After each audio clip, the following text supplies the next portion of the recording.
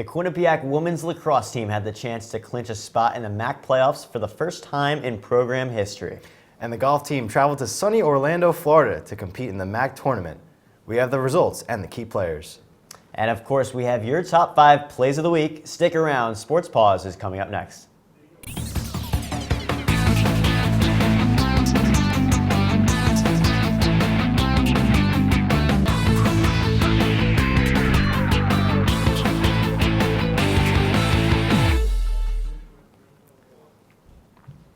Good evening, everyone, and welcome to Sports Paws. I'm Matt Halpin. And I'm Brian Schwartz. Matt, let's jump right into it. The Quinnipiac men's lacrosse team traveled to Loudonville, New York Friday to face Siena with their season on the line.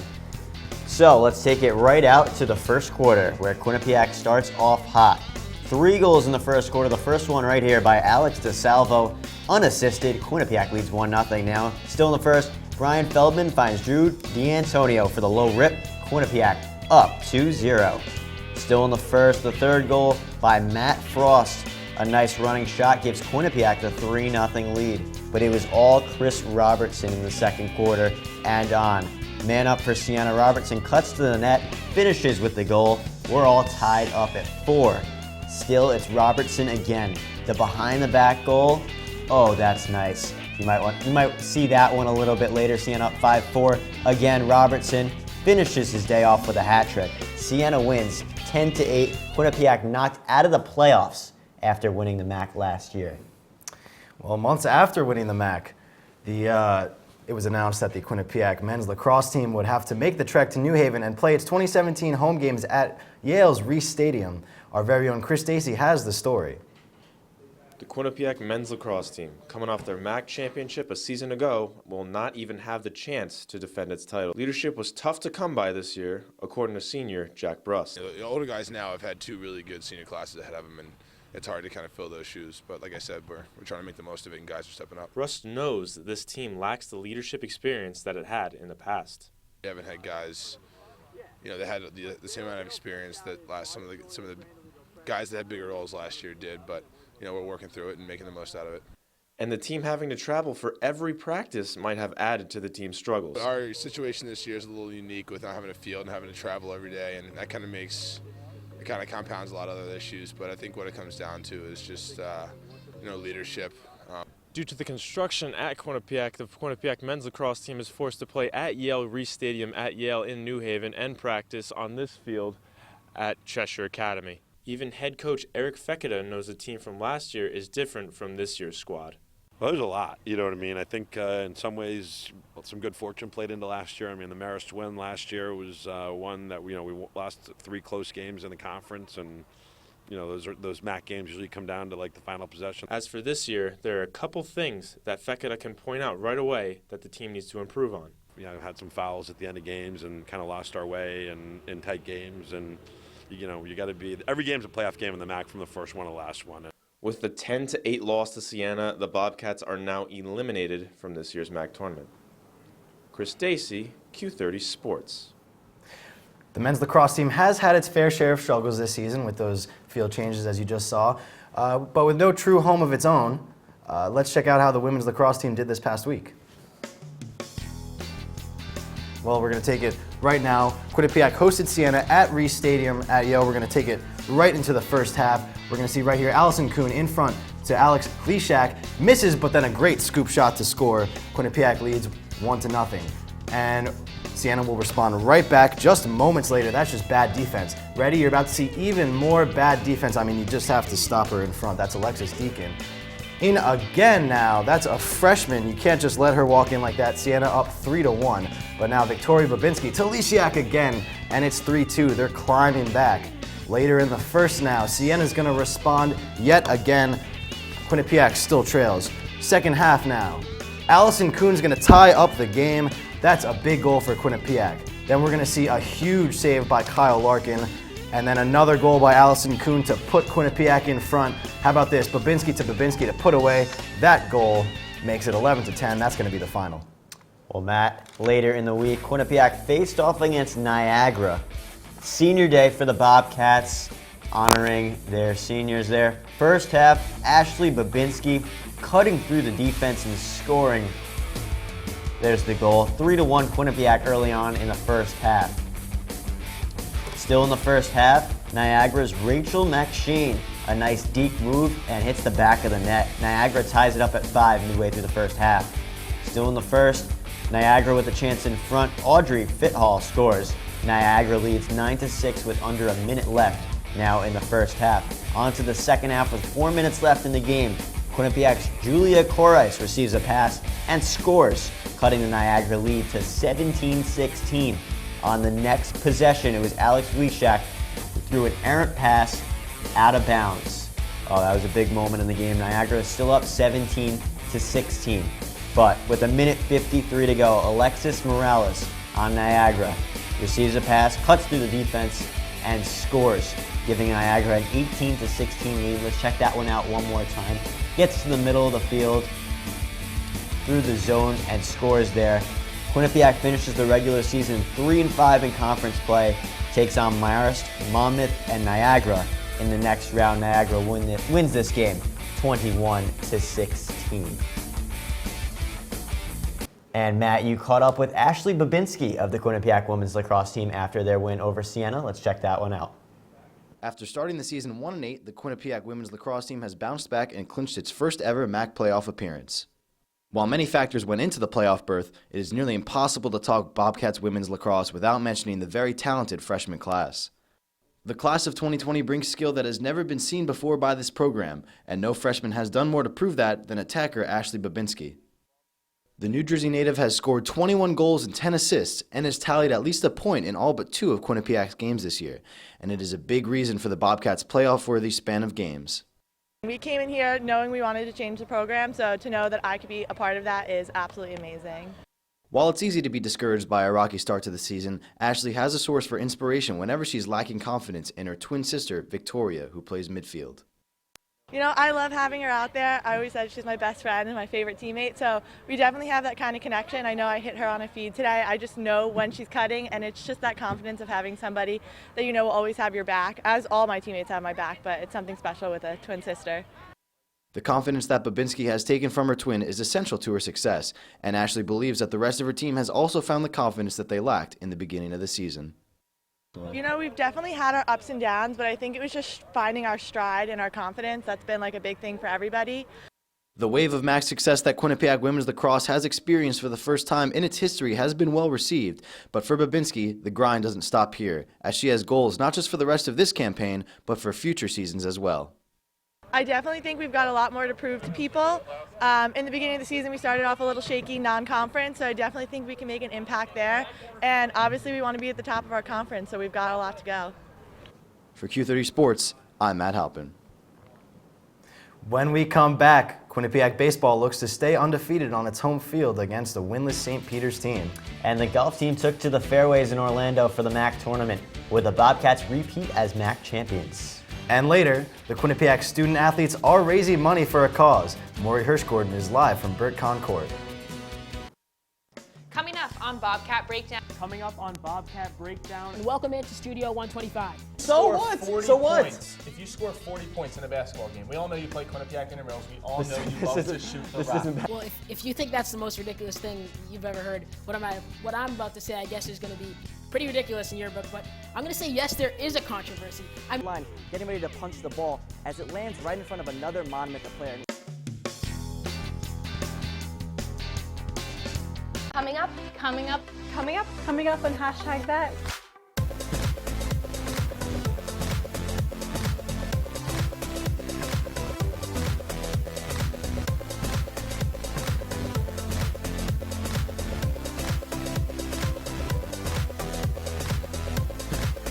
We are your source for Quinnipiac's entertainment news.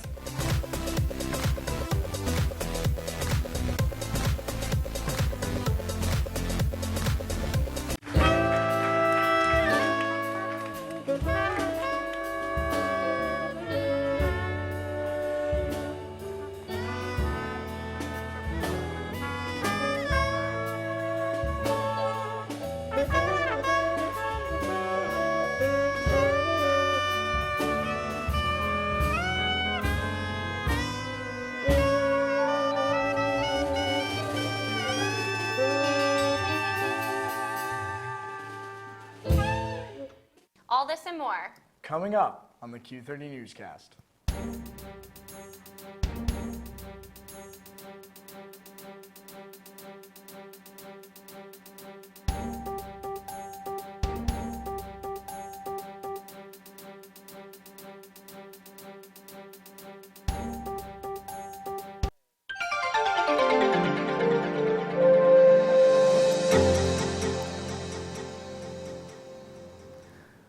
Hello and welcome back to Sports Paws. Hope you didn't miss us too much.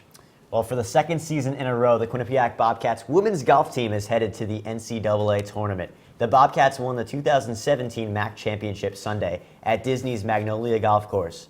Quinnipiac was led by the tournament's lowest scorer 2017 MAC Player of the Year and Rookie of the Year, Alexandra Sazin. The freshman was 15 over par for the tournament, 2 strokes better than Albany's Paige Fujihara. Luciana Tobia Palza, Julia Kemling, and Estefania Morales joined Sazin as the top 10 finishers. As a team, Quinnipiac at plus 75 defeated Albany by 6 strokes. Monmouth was third at 97 over par in the 3 rounds. Bobcats coach John O'Connor was named MAC Coach of the Year for the second consecutive season.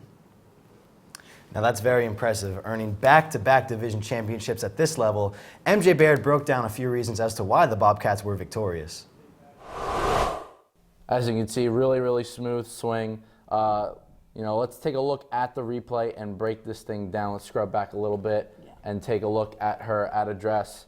MJ, first off, really solid, great hand placement, high, not too low.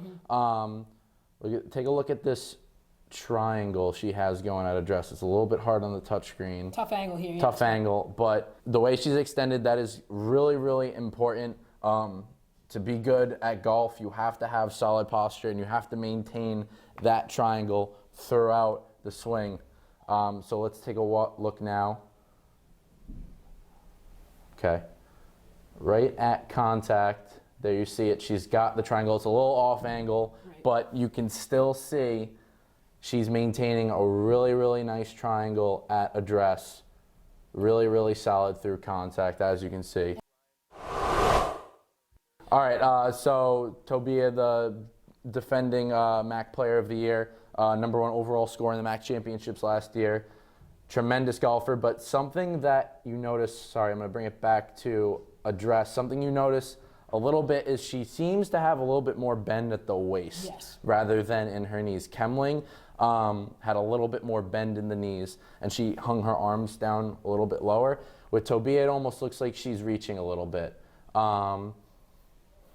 And again, you see there's a triangle. She's got a really nice triangle right there. Watch the way she pulls up with her upper body, just that little tiny bit.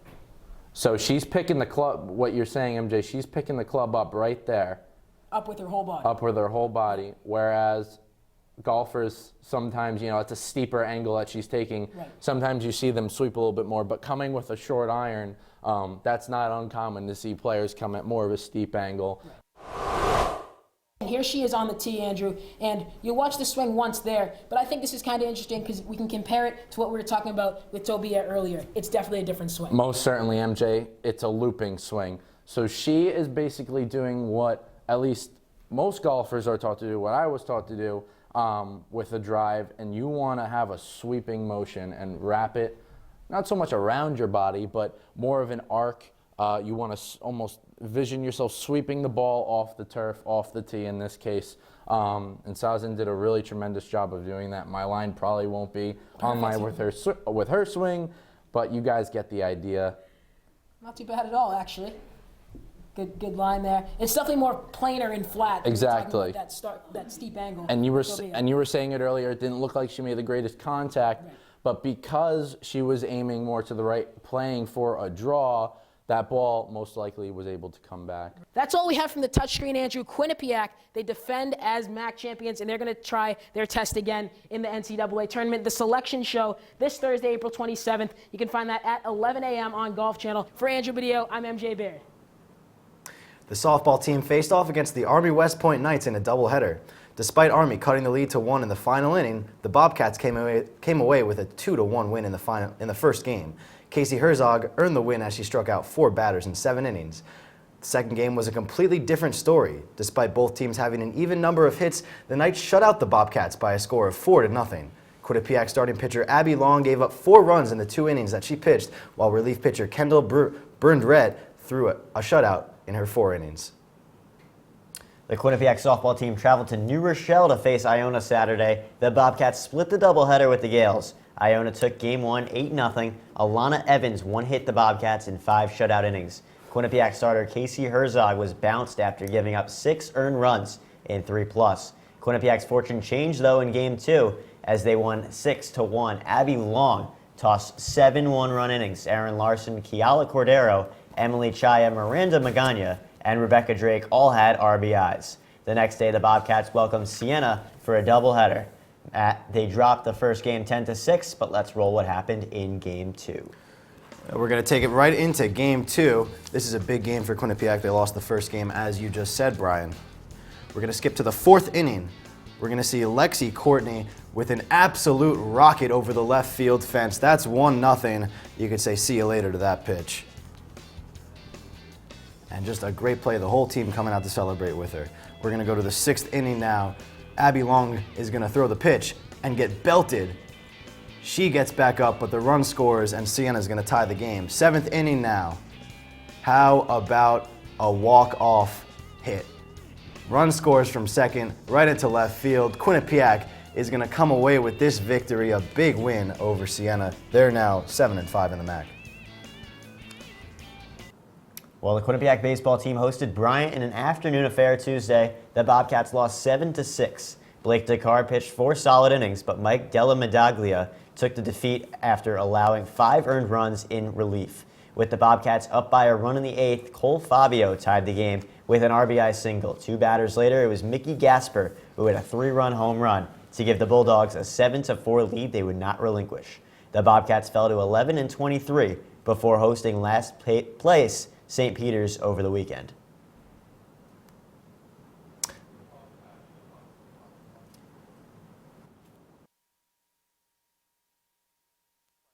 I don't know. I think early on I was most struggling with throwing pitches in the zone that were moving well. So I think early on I had a lot more walks and then a lot more hits. So I think I've been able to kind of get the ball to break in the zone. So there's more swings, there's more missed hits. So I think that's been my biggest adjustment so far.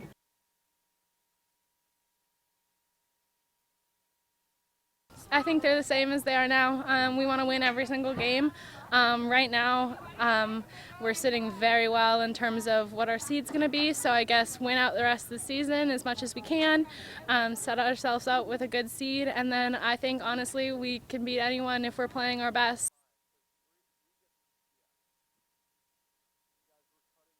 We were really confident, in our pitching staff, especially, with our defense. Even when, we'll have a couple errors, every now and then. And, that's one thing that we've worked on really over the past 40 games is not let the errors accumulate. So, it's okay if we have 1 or 2. But, full confidence in our pitching staff right now. Oh my gosh! All 3 pitchers. They're a heartbeat of our program. So they set the tone. Whether we're at home or away. They certainly set the tone.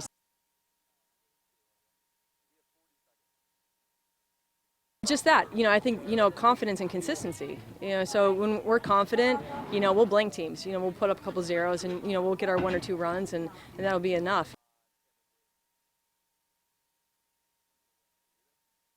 It's crucial, for our program. Consistency is key, and, really Coach Devin's done a really nice job, working with the pitches they have, developing their speed and accuracy. So, again, when we have, the same pitching staff come back, it helps our offense too. So our defense can play a little bit sharper. We know what to expect, and, go out there, same process, win the ball game. Well, from softball to baseball, Matt, both teams had big series this weekend. So let's check out baseball taking on St. Peter's. Game 1 of a 3-game set here in Hamden. Quinnipiac Bobcats to St. Peter's Peacocks. Let's take it right out to the first inning where Joe Burns is at the dish. Here's that pitch. He singles into left field. Ryan Nelson comes around third. He scores, and the Bobcats take a 1-0 lead. Still in the first inning. It was a big inning for the Bobcats. a big start for them early on in this game. Matthew Batten, infield single. He beats out the throw at first, and Palladino scores. Quinnipiac adds to their lead. It's 2-0. And then still in the first, who else but the big power hitter Liam Scaffariello sends this rocket into left center field. A 2 RBI, 2-run double. Quinnipiac adds to their lead again. It's 5-0 as Batten and Burns both score. The Bobcats go on to win this game easily, 13-1. Very easy win there for the Bobcats. We're going to take it now into Game 3. They won Game 2, by the way. St. Peter's would go into this game 0-11 in total play. Here we go. We're going to skip to the 4th inning and check this out. A bunt charged by the first baseman, who's going to throw it to the third baseman, Matt Batten, who throws it back to second. They're going to catch this guy in a rundown right now, get him out, throw it to second, catch the runner going from first to second. That's going to be a 3-5-6-4 double play. Feel bad for the official scorer there. 5th inning now, and with the bases loaded, 2 strikeouts from Robbie Hitt, and then a ground out is going to send St. Peter's home with their tail between their legs. Final score, this one's going to be 7-0. Got out of a jam there, but no hesitation to win this game by the Bobcats. We're going to take a little breather. When we come back, we have your top 5 plays of the week. And the women's tennis team has never lost a game in MAC play. Would they be able to keep up the streak this week? Don't touch that dial. We'll be right back.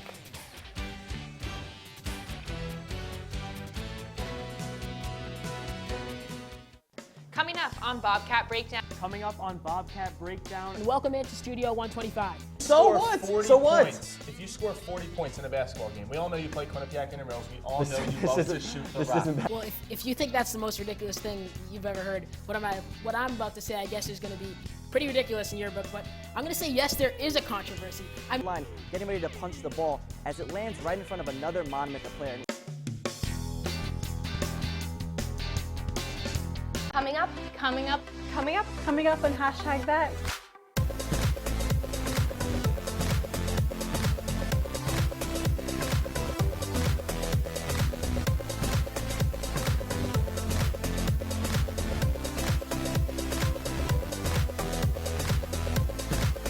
We are your source for Quinnipiac's entertainment news.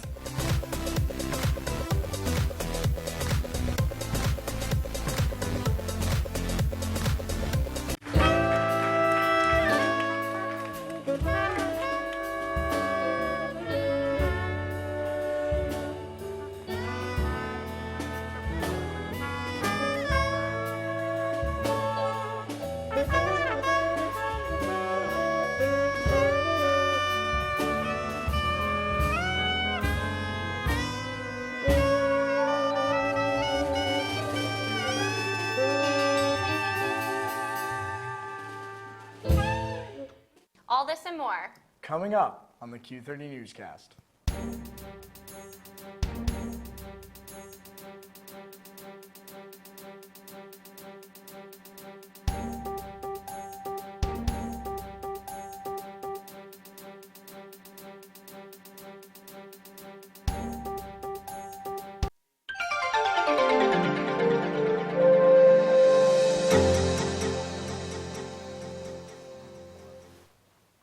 Hello and welcome back once again to Sports Paws. Well, the women's tennis team lost to Fordham 4-3 this past Thursday. The loss ended the Bobcats' 5-game winning streak. Freshman Layla Rodriguez got 2 victories on the day. Sydney Young faced Maya Balsi in the rubber match. Balsi won in 2 sets, 7-6 and 7-5. Fortunately for the Bobcats, up next were 2 MAC teams, and Quinnipiac has not lost to a MAC team in program history, and that would not change. The Bobcats defeated Monmouth Sunday 7-0. All 6 Bobcats won 2 matches each. Monday, Quinnipiac completed its regular season with a 6-1 victory over Marist, clinching its 4th straight regular season MAC championship. The Bobcats are now 36-0 in MAC play since joining the conference in 2013. Cecilia Rincelli, Jennifer Liu, Rachel Horton, Sydney Young, and Lila Rodriguez all won 2 matches. The number 1 seeded Quinnipiac Bobcats will face the number 4 seed Saturday at Mercer County Park in New Jersey. It's been said that it's nearly impossible to stay undefeated for a full season, but how about 5 consecutive perfect seasons? The women's tennis team has not lost since they joined the MAC in 2013. We're going to take a look here as to what was going on last time the women's tennis team lost a conference match. This was against Fairleigh Dickinson, 4/21/13. Now that's 2 days after my 13th birthday, or after my 15th birthday, I'm sorry. And we see there Miley Cyrus ditched Hannah Montana. She went to go be a twerker. The #1 song on the Billboard chart was Thrift Shop by Macklemore and Ryan Lewis. And QU class of 2017, they were all seniors in high school at that point. Now that's crazy. I know it's weird, but I remember exactly where I was that day. It was, like I said, 2 days after my 15th birthday. My parents brought me into the city for dinner. It was really, really, really nice. And I'm sure you had no idea that Quinnipiac women's tennis was about to start this run. Oh, no idea at all. And then, by the way, this was in the NEC, not the MAC. So, like I said before, they have not lost in the MAC. Well, the Quinnipiac men's tennis team defeated Fairfield this past Wednesday 6-1. The Bobcats improved to 5-1 in MAC play. Julian Rosenstein notched his 100th win in the first of 2 victories on the day. Quinnipiac would close out its season Sunday. Matt, how'd they fare? Well, not very well, Brian. The men's team lost against Monmouth, unfortunately. They lost 2-5. The only 2 wins that day were Kai Azaka in his final regular season match in his career, and Jordan Rosenstein, who we said had the accomplishment before. Unfortunately, they would not come away with the win there. With the win, Monmouth will be the 1 seed in the MAC tournament, and Quinnipiac will be the #3. They'll face Marist in New Jersey. Well, the Quinnipiac women's track team traveled to Stony Brook, New York over the weekend for the Wolfie Invitational. The Bobcats earned 2nd place out of 8 teams in the meet. Jessica Lee, Carly Timpson, and Jennifer Mears all had big days. Quinnipiac has 2 more regular season matches with the Penn Relays and Yale Springtime Invitational coming up this week. Well, Brian, it's now time for everyone's favorite time. The top 5 plays presented by B&D Deli Works. Come on in and try the Quinnipiac Panini or the Q-Dog sub. Brian, get it started with number 5. All right, number 5, men's lacrosse at Siena. Chris Robertson had a day. How about that rip? That wasn't Robertson's top play, though. More from him coming up. At number 4, we're going to see Kyle Larkin against Siena. It's going to be a huge save that's going to prove vital, as Quinnipiac would win by just 1 goal. Number 3, it's again men's lax at Siena, and it's Siena's Chris Robertson with the behind-the-back goal. What a goal, what a shot. Robertson finished with a hat trick. At number 2, we're going to see Quinnipiac baseball, the bunt that was gotten by the first baseman. We're going to see a double play here as they're going to catch the runner in a rundown and then throw to second to catch the runner who's trying to go. Well, number 1, Quinnipiac softball against Siena. Game 2, 1-1, bottom of the 7th. Pat Pitts, take it away. That's going to get past. Here comes the runner. She scores and the Bobcats win in walk-off fashion. Well done, Pat. Nice call. Quinnipiac's Director of Athletics and Recreation, Greg Amodio, announced that the High Point Solutions Arena at the TD Bank Sports Center will host the 2019 NCAA Women's Ice Hockey Championship. Quinnipiac previously hosted the Frozen Four in 2014. And Brian, before we go, one more announcement. Rand Pecknold has announced that Chase Prisky will be the captain of the Quinnipiac Bobcats next season. Yeah, big honor for him. I mean, leadership, obviously a key, and he's done it. Well, yeah, absolutely. And I think, he had those 2 huge goals in the first game against Yale. So not only does he lead verbally, he also leads by example during the games. Well, Matt, that'll do it for this edition of Sports Paws. That's right. All good things do eventually come to an end. But don't worry, you can catch our content on Q30television.com, and you can follow us on Twitter at Q30Sports. For all of us here at Sports Paws, I'm Matt Halpin. He's Brian Schwartz. We'll see you next week.